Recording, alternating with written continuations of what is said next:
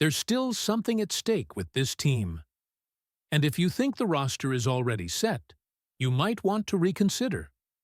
There are signings yet to be made, unanswered questions, and a window of opportunity that remains open. But not forever. The management knows this. The locker room feels it. And right now, every decision from here on out could be the difference between just competing and actually winning the title. But before I go into detail, click the like button and subscribe so you don't miss any updates. Let's go. There's something quietly developing behind the scenes in Santa Clara that not everyone is talking about yet. And if you blink, you might miss the full picture of what the San Francisco 49ers are actually building right now. Because while most of the NFL world has already shifted focus to the upcoming draft, inside the organization, there's still a very real sense that this roster is not finished, and the numbers back that up.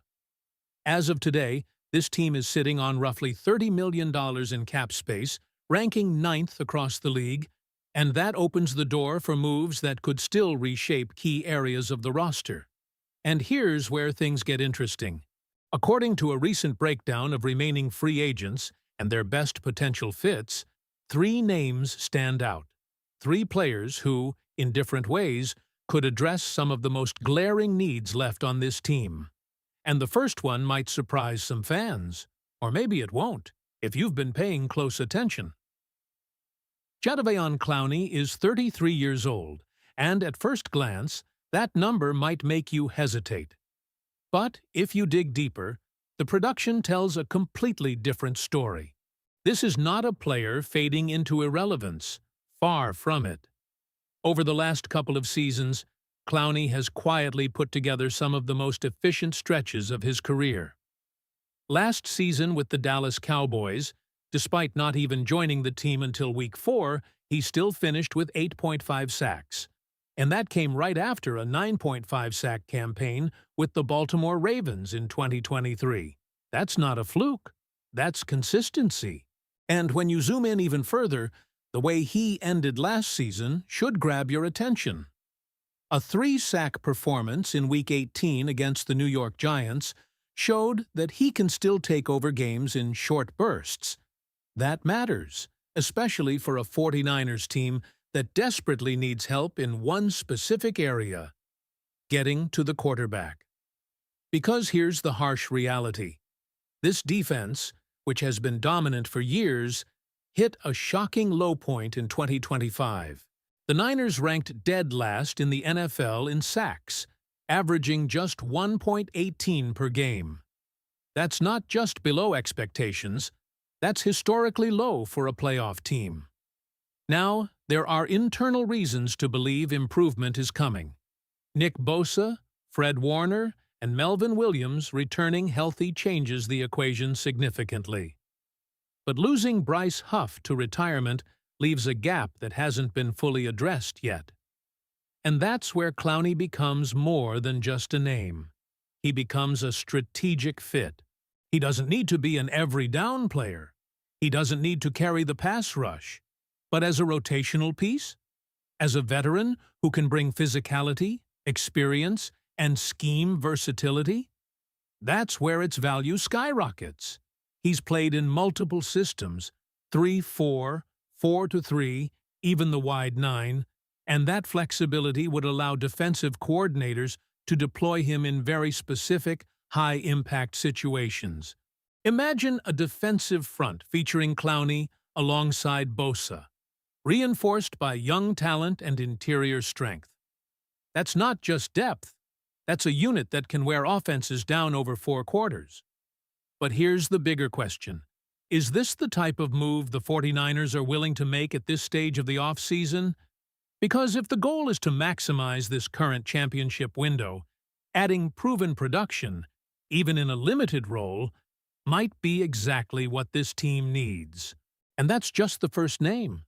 Because the next potential fit brings an entirely different kind of conversation. One that's going to divide this fan base. Before we get into that, I want to hear from you.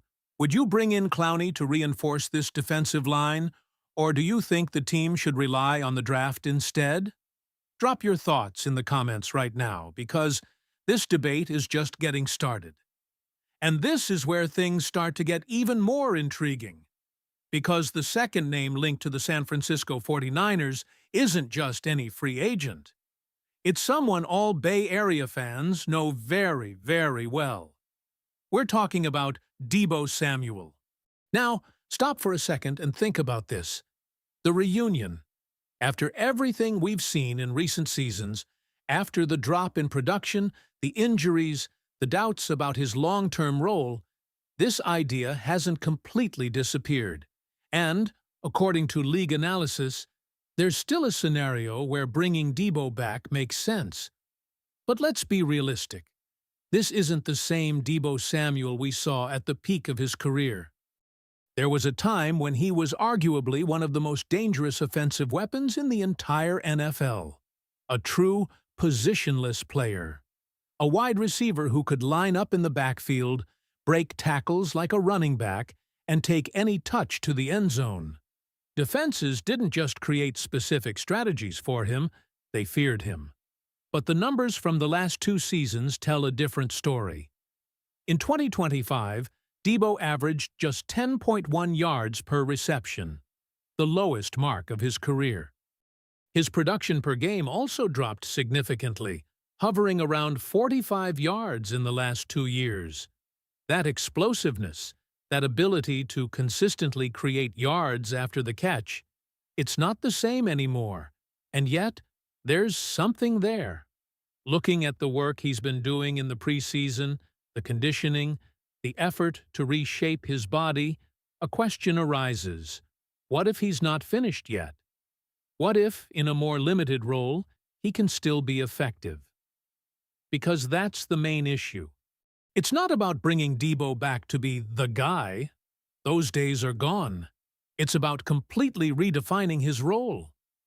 Think of it from a schematic point of view under Kyle Shanahan's command. Christian McCaffrey is coming off a season with an enormous workload, over 400 touches in a single season, something we haven't seen since DeMarco Murray in 2014. That's not sustainable in the long run, especially with McCaffrey entering his 30s. So, what's the solution? Reduce the workload. Be creative. Bring in a player who already understands the system, who can operate in open field, catch short passes, execute special plays, and absorb some of those high-contact touches. That's where Deebo fits in, not as a WR1, not even as a WR2, but as a hybrid piece, a wide receiver 3, a wide back, a situational weapon that can keep the offense unpredictable while preserving McCaffrey for when it really matters, the playoffs. But this is where things get complicated. Look at what the 49ers have already done this offseason. They brought in Mike Evans, a veteran who will turn 33. They added Christian Kirk, another experienced receiver nearing 30. These moves send a message, and it's not subtle. This team is evolving.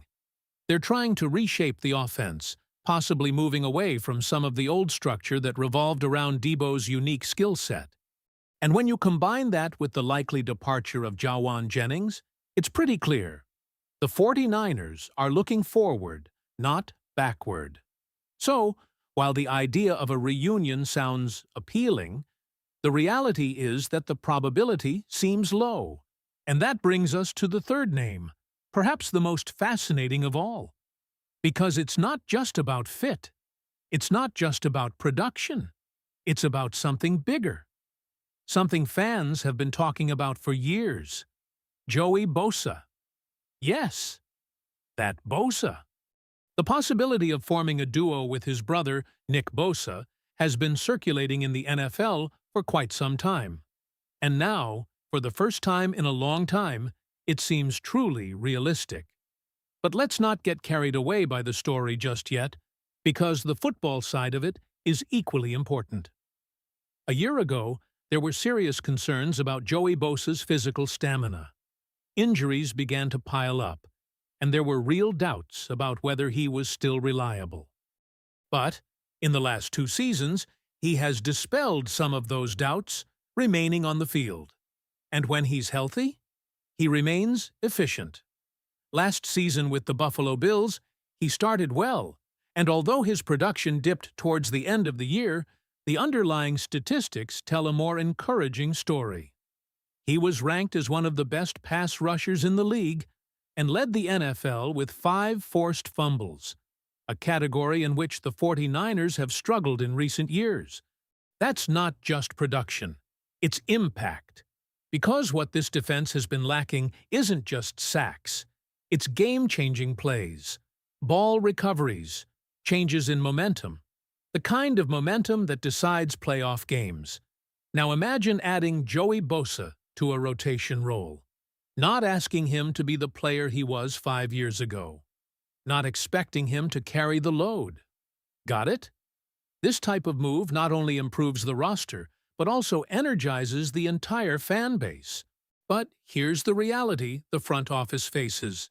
They could fill that need in the draft. There are pass rushers available, younger, cheaper options with long-term potential, and that will always be part of the equation. So, the decision becomes a balancing act. Invest in the future, or reinforce the present with experienced veterans who can contribute now. Because make no mistake, the 49ers still need to win now, and every move from here on out matters. So, now I want to ask you, if you had to choose only one option, would you bring in Clowney, risk a reunion with Debo, or finally make the Bosa brothers duo a reality in San Francisco?